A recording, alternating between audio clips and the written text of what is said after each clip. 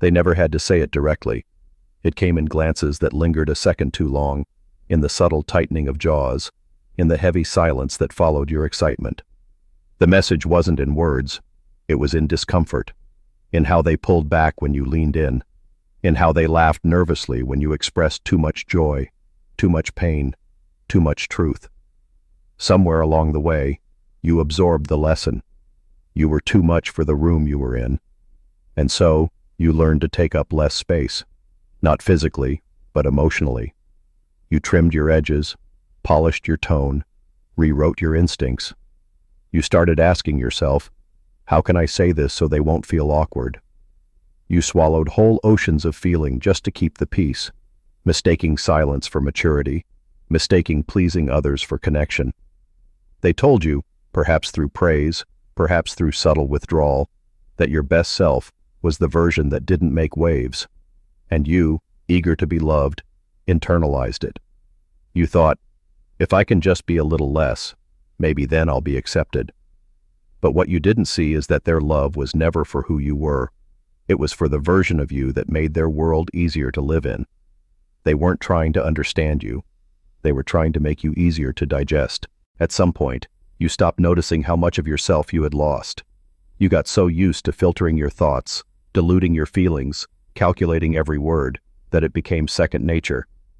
You convinced yourself this was maturity, this was being considerate, that shrinking was synonymous with growth. But the truth is, you were shrinking to survive, not to evolve. You became the peacekeeper, the fixer, the reliable one, the person others turned to when they were falling apart, but never the one they asked, "Are you okay?" You were always expected to be okay, and so, even when you weren't, you performed okayness like a role that had been handed to you, and applause followed. That's the cruel part, being rewarded for your own slow erasure. Every time you suppressed your anger, you told your body it didn't matter. Every time you swallowed your truth, you whispered to your soul, "Not today." Every time you made space for someone else but not for yourself, you reinforced the belief that your needs were too much, your truth too disruptive, your presence too loud. You didn't just lose your voice, you lost the permission to even think you deserved to use it. You became fluent in hiding, not just hiding emotions, but hiding your edges, your hunger, your fire. You wore composure like armor. You dressed your discomfort in smiles. You learned how to make others feel safe, even when you didn't. You became the expert at being who people needed you to be, just never who you actually were. And the world kept rewarding you for it. They called you wise beyond your years, mature, emotionally intelligent. But what they didn't see, what no one ever asked, is what it cost you to play that part so perfectly. Behind every "you're so strong" was a moment when you wanted to fall apart and didn't.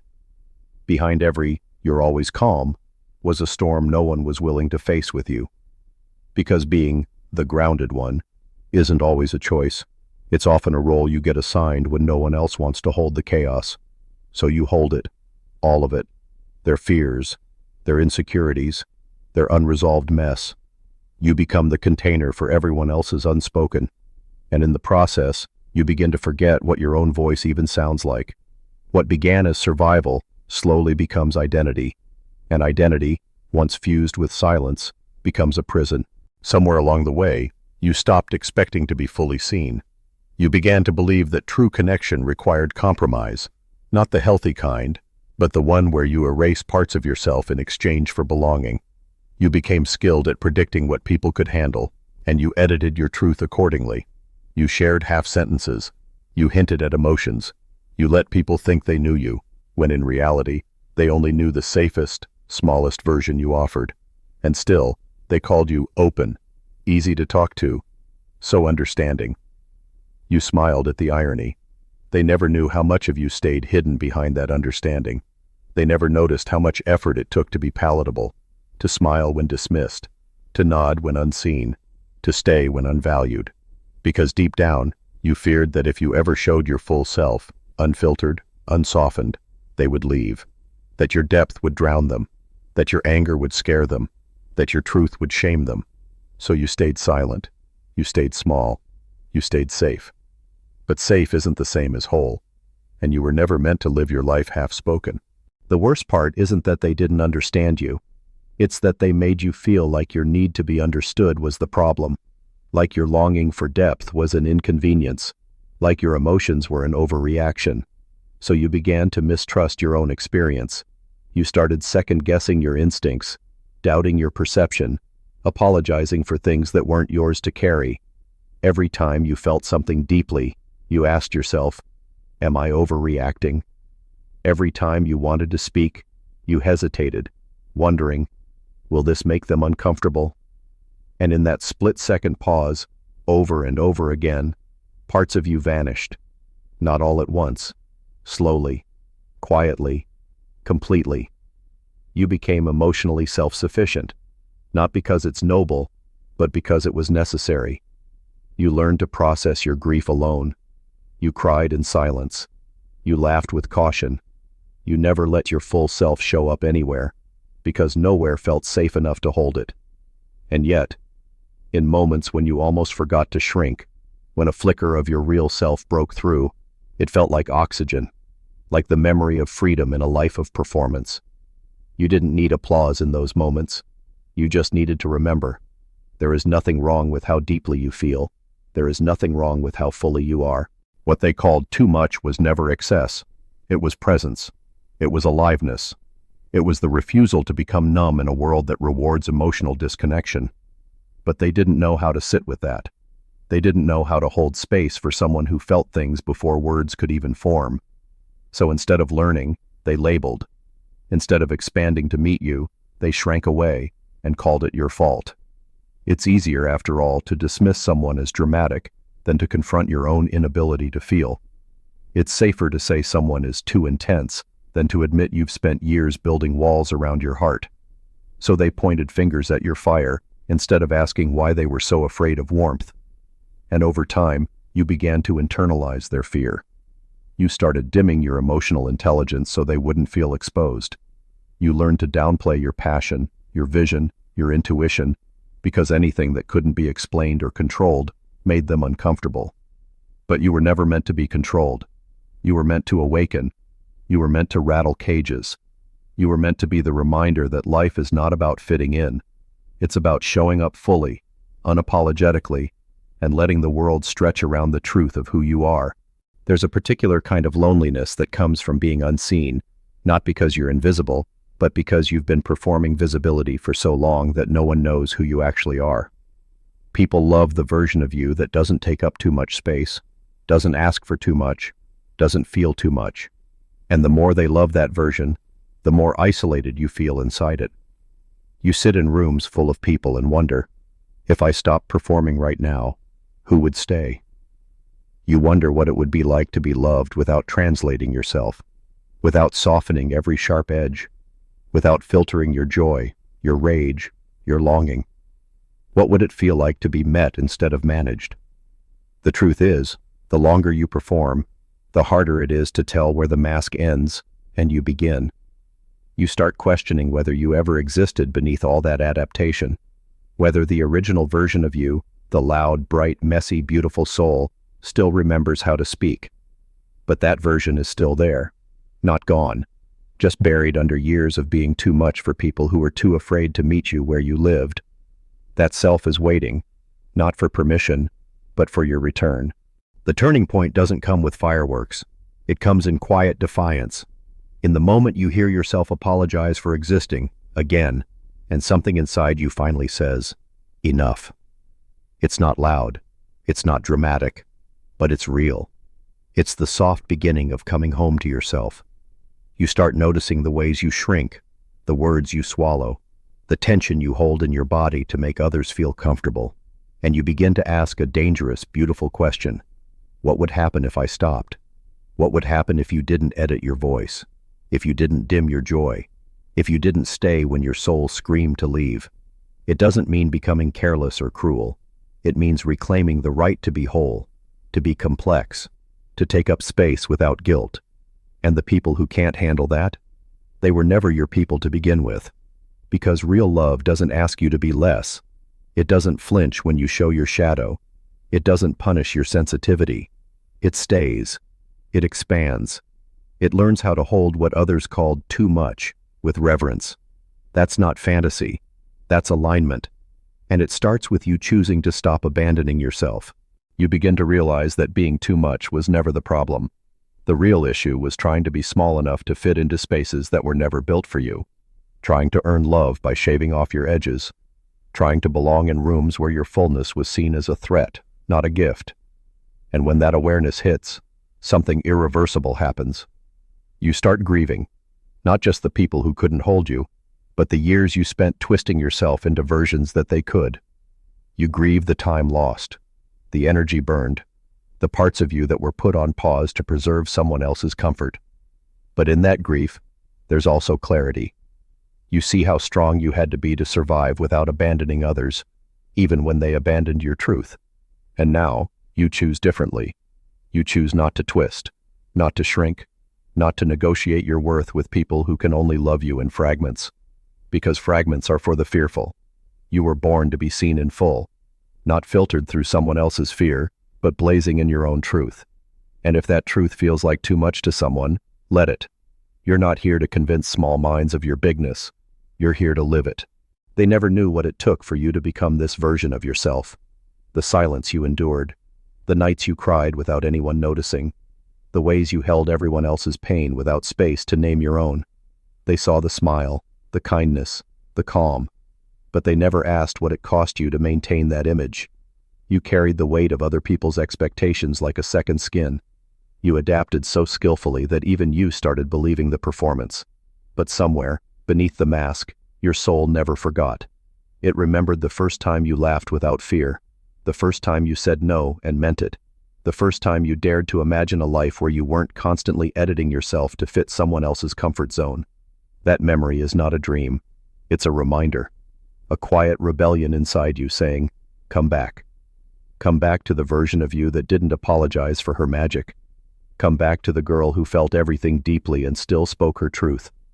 Come back to the fire that made you feel alive, even when others called it too much. Because too much isn't the problem. It never was. Too little love, too little capacity, too little courage in others. That's what made your light feel dangerous. But your light was never meant to be hidden. It was meant to set you free. You don't need to fight to prove you matter. You don't need to scream to justify your place. You don't need to break yourself open just so someone else can finally see you bleed. The quiet power of your enoughness is not something that needs to be defended. It only needs to be remembered. You are not difficult for feeling deeply. You are not unlovable for needing reassurance. You are not broken because you crave connection that feels safe, honest, and nourishing. In a world that numbs itself with noise, your sensitivity is clarity. In a culture that rewards the mask, your authenticity is rebellion. And here's the most radical truth. You don't have to become someone else to be worthy of staying. The people who need you to be less so they can feel like more were never interested in your essence, only in your compliance. But your soul was not made for obedience. It was made for wholeness. You are not an echo of someone else's comfort. You are the origin of your own becoming. And your return to yourself isn't a breakdown, it's a breakthrough. The moment you stop apologizing for who you are is the moment you start coming alive. Not the surface-level version of aliveness that comes from pleasing others or being admired, but the kind that comes from standing in your own truth, even if your voice shakes, even if no one claps. There's a deep kind of liberation in not needing to be liked by everyone, in realizing that not every room deserves your presence, that not every silence needs to be filled, that your value was never meant to be voted on, and so you start choosing differently. You stop chasing people who make you feel like too much. You stop explaining your soul in languages they refuse to learn. You stop trying to make yourself digestible to those who never had the appetite for real connection. Because love that asks you to shrink is not love. It's fear wearing a flattering disguise. You were never meant to blend in. You were meant to be felt. Fully. Fiercely. Unapologetically. And your worth isn't something you earn by disappearing. It's something you honor by finally showing up. You're not here to be understood by everyone. You're here to live in such a way that the ones who do understand you don't have to guess. You're here to be fully present with those who meet you with equal presence. to speak your truth in rooms that don't flinch, to let go of trying to be enough for people who never learned how to hold what's real. Not everyone deserves access to your depth. Not everyone has earned the right to witness your softness. Some people only want the outline of you, just enough to feel close, never enough to be changed. But you were born to be more than an outline. You were born to be a full story. And so you begin to gatekeep your energy. You protect your peace the way you once protected your silence. You stop overgiving as a form of survival and start honoring your no as a sacred act. You no longer confuse loyalty with self-betrayal. You no longer stay where you can't bring your whole self. Because the real version of you, the one who is always called too much, isn't too much. It's just finally too honest to pretend anymore. There is a sacred power in the decision to stop negotiating your worth, to stop turning yourself into a version that fits into containers too small to hold your soul. You begin to see that the people who labeled you too much were never overwhelmed by your essence. They were confronted by their own emotional poverty. And now, you refuse to carry the burden of their lack. You let their discomfort stay where it belongs, with them. You stop translating your joy, your grief, your complexity into simpler forms, just so others can digest it more easily. Because your life is not a product. Your presence is not a pitch. Your truth is not a performance. You are not here to make sense to people who've never made space for themselves. You are here to become, to expand, to feel without shame, to burn without apology, to exist without explanation. And in that choice, you begin to find something you lost long ago, not just your voice, but your peace. Peace, not as quiet or compliance, but as full permission to be exactly as you are. You begin to walk differently when you stop waiting for permission to exist. You start choosing silence not because you're afraid, but because you're no longer willing to explain your existence to people committed to misunderstanding it. You stop chasing closure from those who couldn't offer clarity when it mattered. You let their absence speak louder than their excuses ever could. This is where self-respect begins, not in loud declarations, but in quiet decisions. The decision to walk away from half-love. The decision to protect your peace without apology. The decision to say, I matter, even when no one else echoes it. You stop romanticizing your own erasure. You stop making homes out of places where you were only ever tolerated. You stop editing your light to match the shadows around you. Because now, you understand, you were never too much. You were just in the wrong rooms. And being in the wrong room doesn't make you wrong. It just makes your truth too expansive for places built on shrinking. You look back and realize how much of your life was shaped by the desire to be digestible, to be good, to be manageable. You wore compliance like a second skin, mistaking obedience for peace. But now, you can finally see it for what it was, a survival strategy, one you no longer need. You don't owe anyone the version of you that made them comfortable. You don't owe the world your silence, your apology, your performance. What you owe yourself is honesty, the kind that doesn't flinch, the kind that stands still when others walk away, the kind that says, this is who I am, not to offend you, but to free me. Because freedom isn't just the absence of control, it's the return to your original self, before the edits, before the masks, before you were taught that love must be earned by disappearing, and now you choose to reappear, not as a rebellion, but as a return, not to prove a point, but to reclaim your presence. You are no longer performing your existence. You are finally living it. You won't forget what it took to get here, the ache of silence, the weight of pretending, the grief of outgrowing people who only loved the performance, never the person. But you also won't regret it, because every step you took away from what you weren't brought you closer to what you are. You begin to see your too muchness as the very thing that made you alive. The way you feel deeply, speak honestly, connect passionately. These aren't flaws. They're flames. And the world needs more people willing to burn that brightly, even when others find the heat too intense. This is not a call to bitterness. It's a call to clarity. To stop begging for crumbs of acceptance from tables that were never meant to feed you. To stop grieving the loss of relationships built on your silence. To stop apologizing for being someone who feels in full color, because full color is where your truth lives. And no, it's not for everyone, but it was never meant to be. You were not designed to be liked by everyone. You were made to be true, and truth, by nature, is polarizing. You were never too much. You were simply surrounded by people too limited to hold what was real. People who confused vulnerability with weakness, depth with drama, honesty with offense. And now, you finally understand. Your healing was never about fixing who you are. It was about letting go of who you had to become just to survive. This is your emergence. Not as someone new, but as someone finally unhidden. You don't need to explain it. You don't need to validate it. You just need to live it. You walk differently now, not with arrogance, but with remembrance. Of everything you carried, of everything you reclaimed, of every version of yourself that got you here. And when you speak, it's no longer for approval. It's because your voice belongs in the world, and when you stay silent, it's no longer from fear. It's because your peace is finally yours to protect. So if they still say you're too much, smile gently and know this: you're not too much. You're just finally not willing to be less.